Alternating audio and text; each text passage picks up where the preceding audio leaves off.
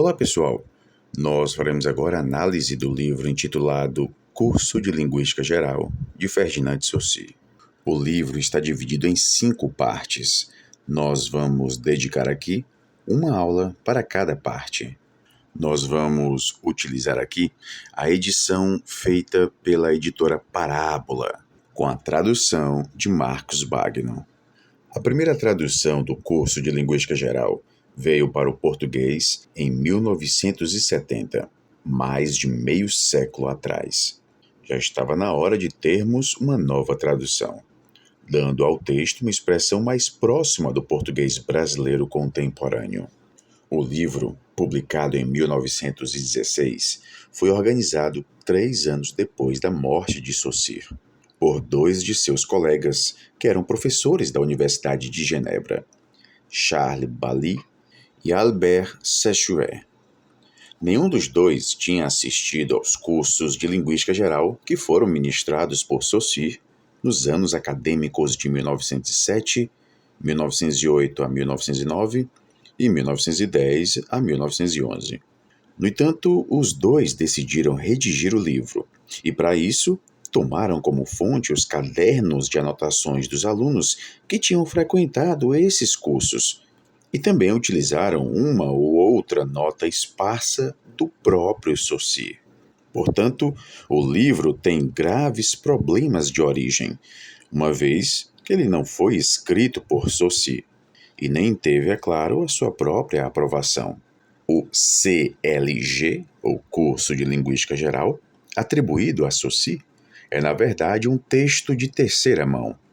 Essa complexa questão autoral e epistemológica só foi devidamente problematizada 40 anos depois de sua publicação, embora ela já tenha sido apontada por Antoine Meillet, na resenha crítica que escreveu ainda em 1916.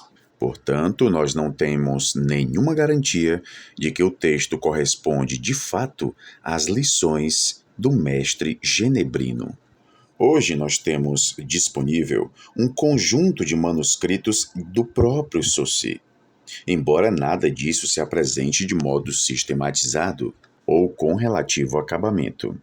São fragmentos de um pensamento, mas, pelo menos, de autoria inquestionável. Parte desse material foi publicada em 2002, no livro Escritos de Linguística Geral, com uma tradução feita em 2004 para o português. Depois da publicação do curso de Linguística Geral, nós não tivemos uma recepção muito boa. Houve algumas resenhas do livro, e dessas resenhas, a de Antoine Meillet é certamente a que mais chama a atenção por várias razões. Ela foi publicada ainda em 1916. No mesmo ano, portanto, em que o curso de Linguística Geral veio a público. Meillet tinha sido aluno de Saussure em Paris. Foi o seu sucessor na École Pratique des Hautes Études e seu amigo e correspondente ao longo da vida. Foi a ele, Meillet, que a viúva de Saussure se dirigiu por carta ainda em 1913 em busca de orientação de como proceder para atender os pedidos dos alunos para que se publicassem as eventuais notas de aula de Saussure. Meillet assinala que os cursos de Linguística Geral não estavam destinados à impressão e Saussure seguramente teria se recusado a deixar publicar em vida a redação que deles tivesse feito um de seus ouvintes. Meillet afirma que era possível reconhecer no livro organizado por Bailly e Sechuer as doutrinas que ele mesmo pôde captar quando as ouviu enquanto aluno em Paris. Ele faz uma breve referência ao par langue-parole, que considera essencial, ao par sincronia-diacronia, que considera necessário, reiterando a advertência de que os 2 pontos de vista devem ser mantidos estritamente separados da análise. Mas ele também critica Saussure por separar a mudança linguística das condições exteriores das quais depende. 10 anos depois da publicação do curso de Linguística Geral, começava a se projetar uma nova geração de linguistas nascidos nas últimas décadas do século XIX e já não tão afeitos ao pensamento histórico comparativo. Eles já estavam atraídos por uma visão sistêmica e sincrônica da linguagem verbal. Em 1926, foi criado o Círculo Linguístico de Praga, ao qual se agregaram em 1928 três emigrados russos: Roman Jakobson, Nikolai Trubetskoy e Sergei Karczewski, sendo que este último foi aluno de Saussure em um dos cursos de Linguística Geral em Genebra. O Círculo Linguístico de Praga assumiu o curso de Linguística Geral como sendo um quadro teórico de referência, embora aceitasse esse quadro apenas em parte, combinando com outras propostas teóricas. Nós podemos dizer que Saussure era um dentre vários que foram citados por Mathesius na abertura da primeira reunião fonológica internacional, realizada em Praga em 1930. Os linguistas reunidos em Praga davam destaque à visão sistêmica, mas eles também traziam uma perspectiva funcional. Ou seja, eles assumiam a língua como um sistema funcional, um sistema de meios de expressão apropriados a um fim.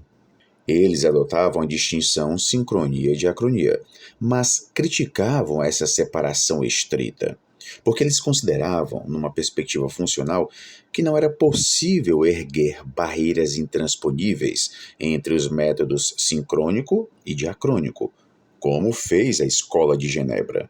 Eles também recusavam a formulação do CLG de que os fatos sincrônicos não constituem um sistema.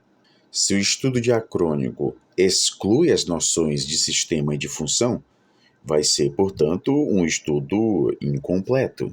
Na esteira do Círculo Linguístico de Praga e do impacto de suas teses, os linguistas dinamarqueses Louis Hjelmslev e Viggo Brodal criaram em 1931 o Círculo Linguístico de Copenhague, que realizaria no plano teórico uma das leituras mais estritas e radicais da visão sistêmica do curso de Linguística Geral, explorando, por exemplo, o conceito de língua como forma e não como substância. Na década de 40, a linguística estruturalista, saída da segunda recepção do curso de Linguística Geral, começou a ter repercussão em outras áreas do conhecimento. O ponto de partida foram as conferências de Jakobson em Nova York, em 1942, e que foram assistidas pelo antropólogo francês Claude Lévi-Strauss, refugiado nos Estados Unidos da Segunda Guerra Mundial. Inspirado no que ouviu, Lévi-Strauss formulou a sua antropologia estrutural. Ela, por sua vez, chamou a atenção do psicanalista francês Jacques Lacan e o levou a aproveitar os aspectos dele na formação de seu quadro teórico. Nós aqui já estávamos na década de 1950. O efeito Saussure se ampliava, e a linguística estruturalista já era assumida no contexto acadêmico da França, principalmente pelas mãos de Lévi-Strauss, como sendo uma ciência piloto das ciências humanas e sociais, pelo seu suposto status de cientificidade. O impacto do curso de Linguística Geral na linguística propriamente dita ficou restrito à criação da fonologia estrutural europeia. Pode-se argumentar, é claro, que ele foi a origem das grandes coordenadas metateóricas da linguística estruturalista, que recortam um objeto sistêmico, sincrônico e separado da fala, e que, de certa forma, dominaram os estudos linguísticos desde a década de 1930. Pois bem, nós chegamos aqui à introdução da obra, capítulo 1, resumo da história da linguística. No começo, nós tivemos o que foi chamado de gramática. Esse estudo, inaugurado pelos gregos, continuado principalmente pelos franceses, se baseia na lógica e é desprovido de toda visão científica e desinteressada sobre a língua. A gramática buscava unicamente oferecer regras para distinguir as formas corretas das formas incorretas. Seria, portanto, uma disciplina normativa, muito distanciada da pura observação, e cujo ponto de vista é bastante estreito. Posteriormente, nós tivemos a filologia. Já existia em Alexandria uma escola filológica, mas esse termo, filologia, se vincula sobretudo ao movimento científico que foi criado por August Rolf a partir de 1777 e que prossegue diante de nossos olhos. A língua não é o único objeto da filologia, que quer, antes de tudo, fixar, interpretar, comentar os textos. E esse estudo vai se ocupar também da história literária, dos costumes, das instituições. Se a filologia aborda as questões linguísticas, é sobretudo para comparar textos de diferentes épocas, determinar a língua particular a cada autor, decifrar e explicar as inscrições redigidas numa língua arcaica ou mesmo obscura. Certamente essas pesquisas anteciparam a linguística histórica. Pois bem, tivemos aqui o começo com a gramática, posteriormente a filologia, e agora a gente chega nesse terceiro período, que começou quando se descobriu que era possível comparar as línguas entre si. Foi a origem da filologia comparativa ou gramática comparada. Em 1816, numa obra intitulada Sistema da Conjugação do Sânscrito, Franz Bopp estudou as relações que unem o sânscrito ao germânico, ao grego, ao latim e a outras línguas. Bopp não foi o primeiro a constatar essas afinidades e a admitir que todas essas línguas pertencem a uma mesma família. Isso já tinha sido feito antes dele. Portanto, a gente não pode dizer que ele teve o mérito de ter descoberto que o sânscrito é parente de alguns idiomas da Europa e da Ásia.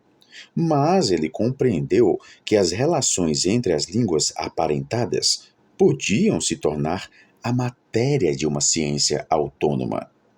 Iluminar uma língua por outra, explicar as formas de uma pelas formas da outra. Isso, de fato, ainda não tinha sido feito. O latim e o grego só conheceram em suas origens o estado representado pelo sânscrito. Essa escola da gramática comparada ou filologia comparativa teve o mérito incontestável de abrir um novo e fecundo campo. Não conseguiu se constituir na verdadeira ciência linguística. Essa escola da filologia comparativa, que teve o mérito incontestável de abrir um novo campo e fecundo de estudos, não conseguiu se constituir na verdadeira ciência linguística. Ela jamais se preocupou em depreender a natureza de seu objeto de estudo. Ora, sem essa operação elementar, uma ciência é incapaz de criar um método para si.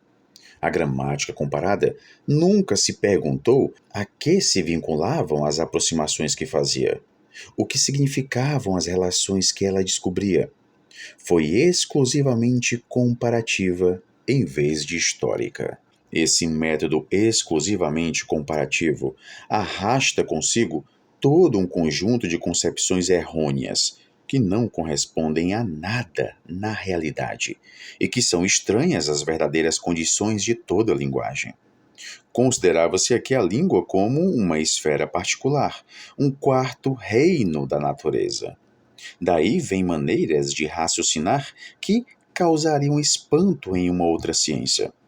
Hoje em dia, nós não podemos ler de 8 a 10 linhas escritas naquela época sem nos surpreendermos com as bizarrices do pensamento e dos termos que se empregava para justificá-las.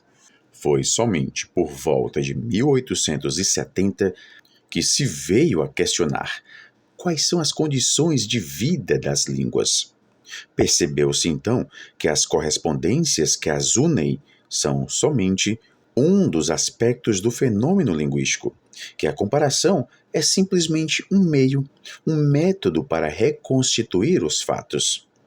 A linguística propriamente dita, que pôs a comparação no lugar exato que cabe a ela, nasceu do estudo das línguas românicas e das línguas germânicas. Os estudos românicos, que foram inaugurados por Diez na sua Gramática das Línguas Românicas, data de 1836 e 1838.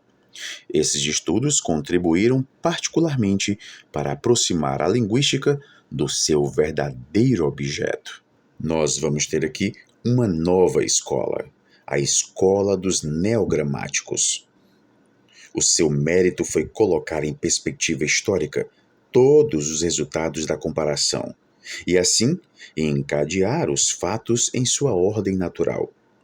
Graças aos neogramáticos, já não se viu mais a língua como um organismo que se desenvolve por si mesmo, mas sim a língua como um produto do espírito coletivo dos grupos linguísticos. E aqui, pessoal, que nós vamos ter a perspectiva de que a língua não é uma entidade. A língua, ela só existe nos falantes.